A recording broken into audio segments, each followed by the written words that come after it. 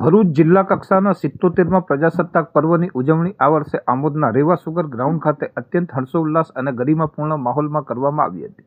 આ અવસરે ભરૂચ જિલ્લા કલેક્ટર શ્રી ગૌરવ મકવાણાએ નિર્ધારિત સમયે ધ્વજારોહણ કરી રાષ્ટ્રધ્વજને ગૌરવભેર સલામી આપી હતી। ત્યારબાદ તેમણે ખુલ્લી જીપમાં સવાર થઈ શિસ્તબદ્ધ પરેડનું નિરીક્ષણ કર્યું હતું।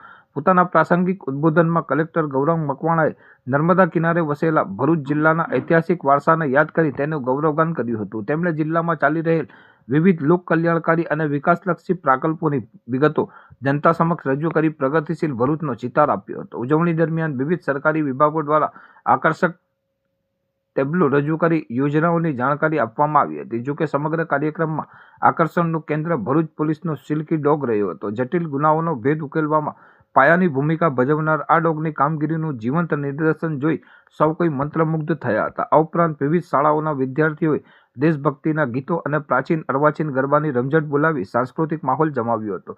કલેક્ટરશ્રીએ આ કૃતિઓ રજૂ કરનાર દરેક શાળાના બાળકોને ઉત્સાહને વધારવા માટે 51,000 રૂપિયાના પ્રોત્સાહક ઇનામની જાહેરાત કરી હતી।